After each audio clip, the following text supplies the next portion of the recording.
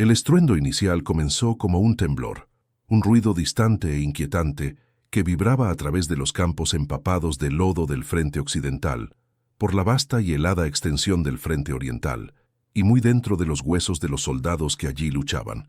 Era el sonido de la desgracia inminente, un depredador mecánico que despertaba. Acto seguido, a través del humo acre de la batalla y la cacofonía ensordecedora de la artillería, emergía el tanque Panther alemán, un leviatán de acero. Su liso y angulado blindaje parecía repeler todo lo que los aliados le arrojaban. Su formidable cañón 7.5 MKK-42 L70, un instrumento de destrucción terriblemente preciso, escupía fuego y muerte, desgarrando líneas de infantería, aniquilando posiciones defensivas y convirtiendo tanques aliados en infiernos rugientes en un abrir y cerrar de ojos. Para el GI estadounidense agazapado en una trinchera cavada a toda prisa, o para la tripulación británica de un Sherman espiando por su periscopio, el Panther no era solo una máquina, era un símbolo de la destreza de la ingeniería alemana, una bestia aparentemente invencible que infundía un terror único. Su blindaje frontal, perfectamente angulado para maximizar la deflexión, hacía que muchas municiones antitanque aliadas estándar fueran poco más que proyectiles inofensivos, impotentes contra su coraza endurecida. El chasquido nauseabundo de un proyectil que impacta y rebota, seguido por el avance inexorable del Panther, era una experiencia desmoralizadora. Como luchar contra algo que no moría, que parecía inmune a vuestros mejores esfuerzos. Los campos de batalla de la Segunda Guerra Mundial se llenaban rápidamente con los restos retorcidos de las esperanzas y sueños aliados. Los tanques Sherman, la espina dorsal de las divisiones blindadas estadounidenses, a menudo se encontraban en terrible desventaja, su blindaje más delgado, ofreciendo poca defensa contra el potente cañón principal del Panther, que podía perforar acero a distancias increíbles. Los comandantes de tanques se enfrentaban a una elección imposible: entrar en combate y arriesgarse a la incineración instantánea, o retroceder y ceder terreno vital, sacrificando territorio duramente ganado y las vidas de la infantería a la que debían apoyar. Las tasas de bajas se disparaban con una velocidad aterradora, y la moral de las fuerzas aliadas sufría un golpe profundo con cada pecio en llamas. Cada intento desesperado de encontrar una contramedida fiable parecía fracasar.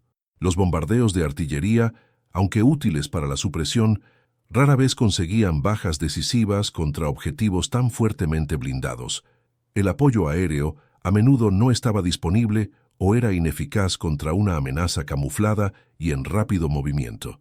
Incluso las maniobras de flanqueo, aunque tácticamente sólidas, estaban plagadas de peligro contra un enemigo que se movía con sorprendente agilidad para su tamaño, asestando golpes devastadores antes de desaparecer de nuevo en el combate. El peso psicológico era inmenso. La simple mención de Panzer podía causar escalofríos hasta al más curtido veterano de combate. Necesitaban un avance, un milagro, cualquier cosa para igualar el campo de juego contra este monstruo de metal que dominaba el paisaje. Pero ¿y si en las horas más oscuras de este conflicto global, una mente brillante, un innovador desconocido trabajando en la oscuridad, se atreviera a desafiar la sabiduría convencional?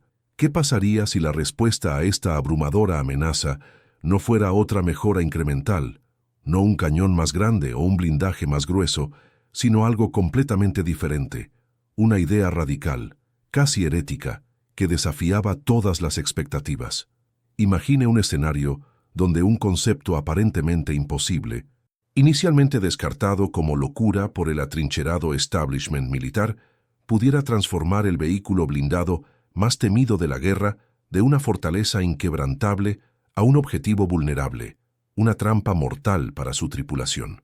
Esta es la historia no contada de tal innovación, un proyectil secreto, nacido de la desesperación y de una búsqueda implacable, casi obsesiva, de lo imposible.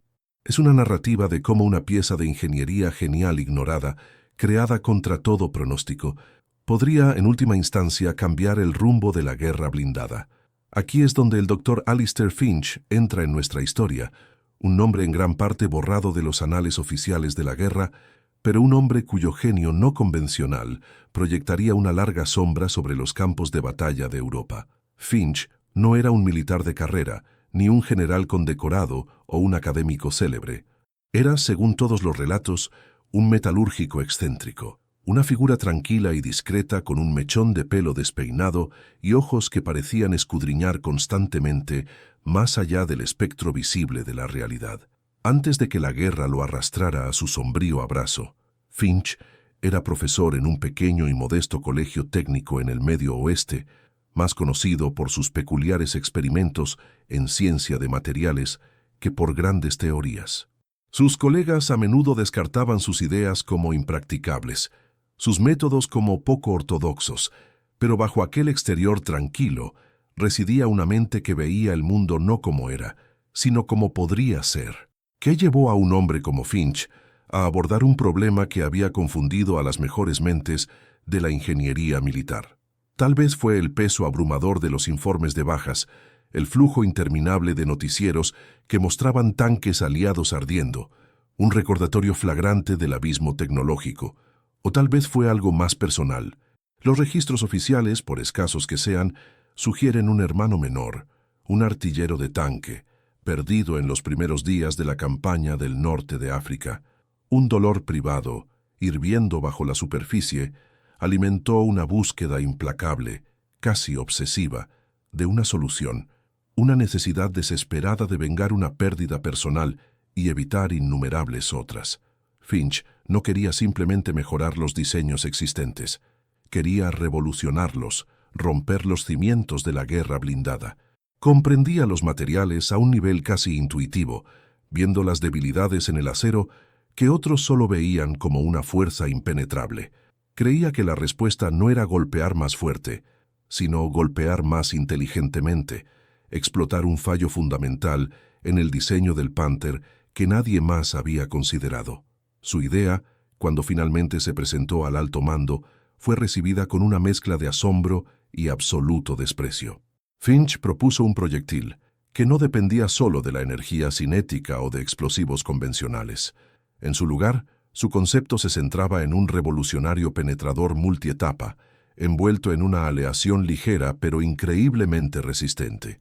El núcleo de su diseño era una reacción química finamente ajustada, activada al impacto, que no solo rompería el formidable blindaje inclinado del Panther, sino que, lo que es más importante, crearía un efecto interno devastador.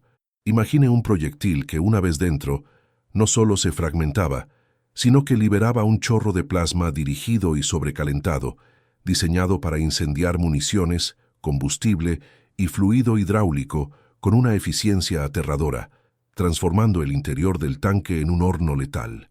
Era un concepto nacido de su profundo entendimiento de metalurgia y termoquímica, un principio que desafiaba toda la doctrina balística establecida. «Está proponiendo magia, doctor». «Finch, no balística», había bromeado el general Maxwell, un artillero severo de la vieja guardia, golpeando con el puño la pulida mesa de roble. «Necesitamos proyectiles que exploten, proyectiles que penetren, no algún experimento científico fantasioso que pertenece a un laboratorio, no a las líneas del frente». Otros científicos de renombre, atrincherados en décadas de sabiduría convencional, se hicieron eco del sentimiento. «La física simplemente no lo respalda, Finch», declaró un famoso balístico. «Los requisitos de energía, la estabilidad del material bajo tensión, es un sueño imposible, una quimera, en el mejor de los casos». Llamaron a sus ideas extravagantes, impracticables, incluso peligrosas.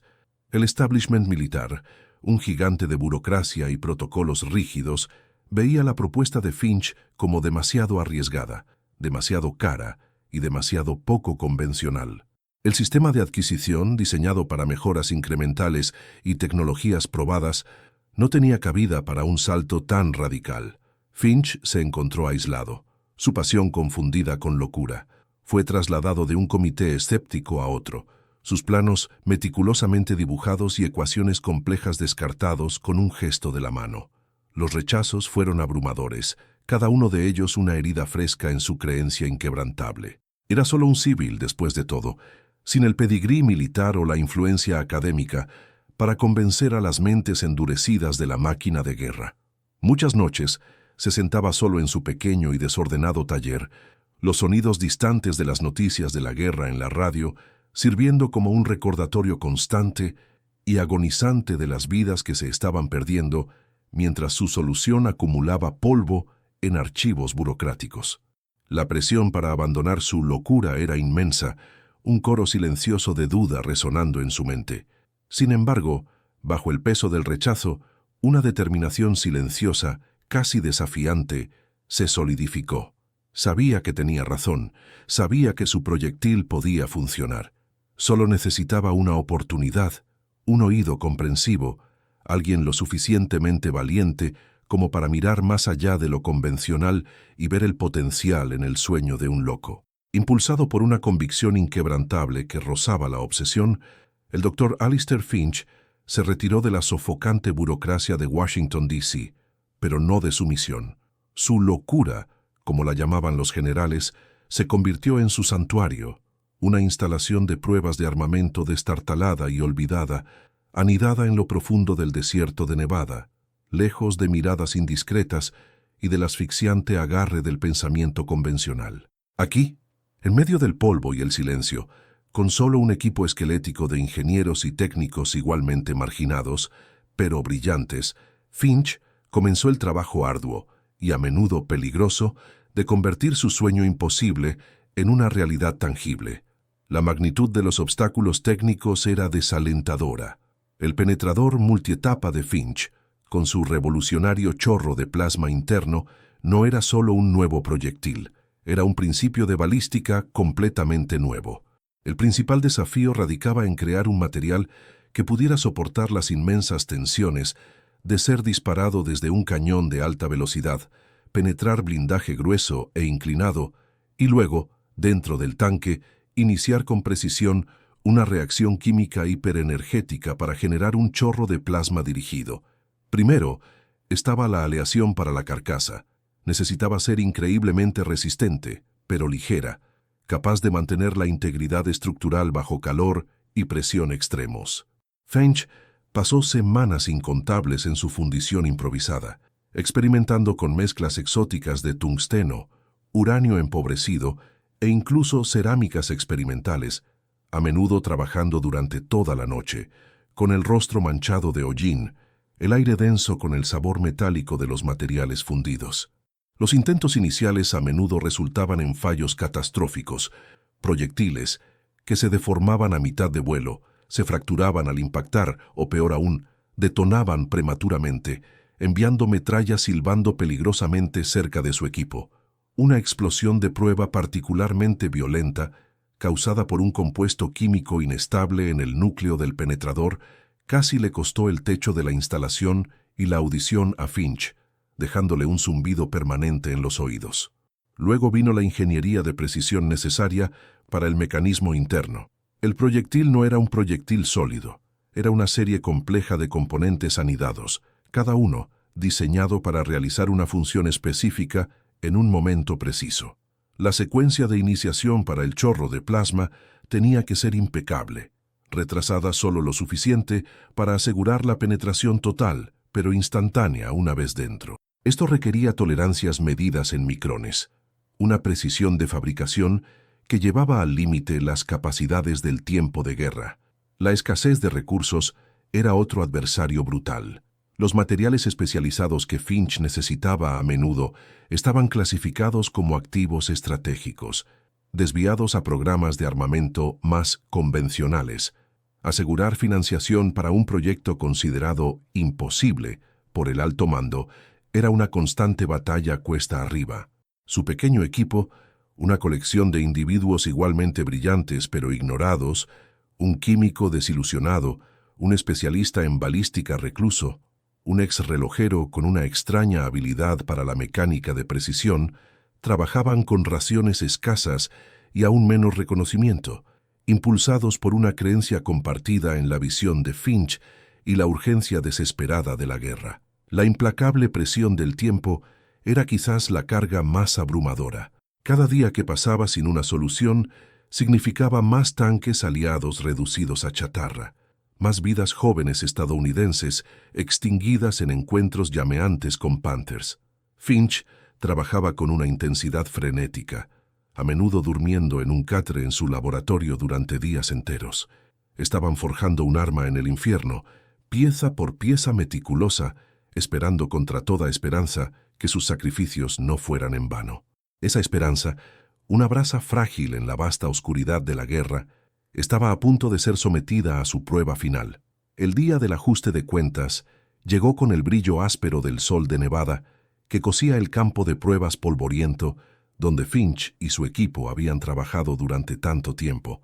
La noticia finalmente había llegado a través de los laberínticos canales de la inteligencia militar. Un tanque Panther capturado, notablemente intacto, había sido asegurado. Esta era su oportunidad, su única oportunidad para silenciar a los escépticos y demostrar que su sueño de loco era una pesadilla viviente para el enemigo. El general Maxwell, todavía luciendo un ceño escéptico, pero ahora con una pizca de curiosidad desesperada, estaba de pie junto a un pequeño contingente de oficiales de alto rango y expertos en balística, sus rostros sombríos, sus expectativas bajas. El Panther objetivo, una bestia voluminosa incluso en quietud, estaba posicionado a 1000 yardas al frente, su formidable glacis frontal angulado, precisamente como estaría en combate. La orden fue dada, nítida y clara. ¡Fuego! Un rugido ensordecedor rasgó el aire del desierto. El tiempo pareció distorsionarse, estirándose en una eternidad mientras el proyectil se curvaba a través de la vasta extensión.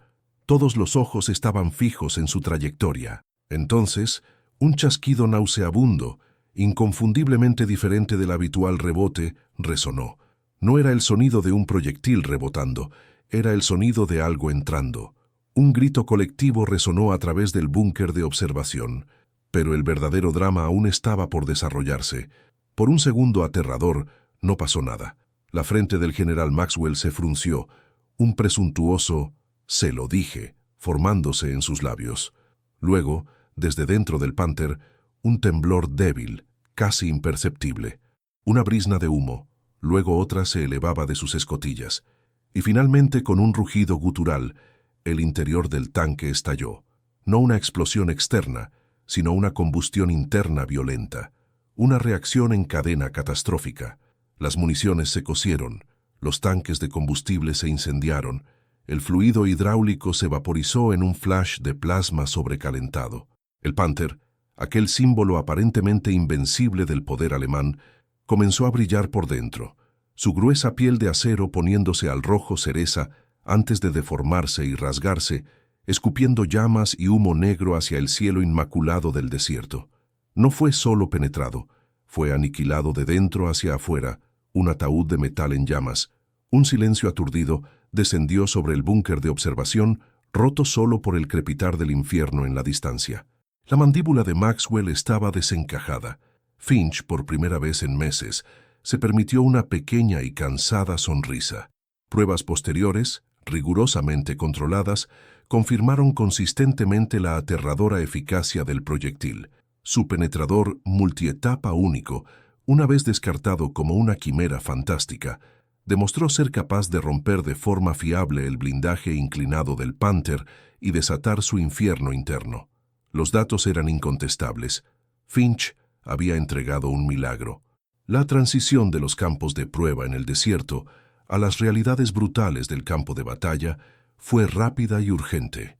Bautizado como Aliento de Dragón, Dragon's Breath, por el ansioso cuerpo de artillería, el proyectil de Finch fue apresurado a la producción en masa y rápidamente desplegado en los sectores más desesperados de los frentes occidental y oriental. Las tripulaciones de tanques estadounidenses, antes temerosas de cada encuentro con un Panther, sintieron ahora una oleada de confianza renovada. La ventaja psicológica había cambiado. El impacto fue inmediato y dramático. Los informes detallaban tasas de éxito sin precedentes contra los tanques Panther. En el infame bosque de Hürtgen, donde los Panthers habían masacrado previamente unidades blindadas estadounidenses, la marea comenzó a cambiar. Un tanque Sherman, anteriormente superado en armamento y en desventaja, ahora podía enfrentarse a un Panther de frente, sabiendo que una ronda de aliento de dragón bien colocada significaba una destrucción casi segura para el enemigo. El impacto psicológico en las tripulaciones de tanques alemanas fue igualmente profundo. Este proyectil secreto transformó fundamentalmente las tácticas aliadas contra el Panther. Los comandantes, antes forzados a elaboradas maniobras de flanqueo o emboscadas desesperadas, ahora podían autorizar enfrentamientos más directos. El estrés implacable que el Panther había ejercido sobre las líneas de suministro y movimientos de tropas aliadas comenzó a disminuir. La evidencia estadística, compilada en los meses posteriores a su despliegue, pintó un cuadro claro. Las pérdidas de tanques aliados, debido a encuentros con Panther, cayeron aproximadamente un 40%, mientras que el número de bajas confirmadas de Panther se disparó. Fue un testimonio no solo del proyectil en sí, sino de la valentía de las tripulaciones de tanques que ahora empuñaban esta nueva y devastadora arma. El doctor Alistair Finch, el metalúrgico excéntrico, no solo había creado un proyectil, había forjado un nuevo paradigma de guerra. Este paradigma, sin embargo, no fue solo un triunfo de la ciencia y la ingeniería, fue un testimonio de la inquebrantable valentía de las tripulaciones de tanques aliadas que abrazaron esta arma radical. A medida que la guerra concluía y el rugido de los tanques Panther se desvanecía en la historia, el doctor Alistair Finch, fiel a su naturaleza reclusa, se retiró discretamente de los focos. No hubo grandes desfiles en su honor, ni medallas prendidas en su pecho por presidentes o reyes. No era dado a la fanfarria, prefiriendo la soledad de su laboratorio al clamor del reconocimiento público. Su contribución monumental a la victoria aliada, aunque innegablemente crucial, permaneció en gran parte no anunciada en la imaginación popular, un arma secreta creada por un genio secreto. La historia de Aliento de Dragón y del hombre detrás de ella ofrece lecciones profundas que resuenan mucho más allá de los campos de batalla de la Segunda Guerra Mundial. Es un recordatorio poderoso de la pura fuerza de la persistencia contra el escepticismo abrumador. Finch fue ridiculizado, descartado y aislado, pero su creencia inquebrantable en una idea no convencional acabó por quebrar el dogma establecido. Su trayectoria destaca el papel crítico de pensar fuera de la caja, de atreverse a desafiar el status quo cuando la sabiduría convencional choca contra una pared. Demostró que, a veces, las soluciones más elegantes y efectivas emergen de los márgenes, de mentes dispuestas a soñar lo que otros consideran imposible. Esto subraya el poder duradero del genio individual. La innovación no siempre nace en los laboratorios brillantes de grandes corporaciones o dentro de las estructuras rígidas de grandes instituciones. A menudo surge en lugares inesperados, alimentada por una combinación única de intelecto, pasión y una negativa a aceptar la derrota. Es una llamada a mirar más allá de lo obvio, escuchar las voces tranquilas y empoderar a aquellos que ven el mundo de manera diferente.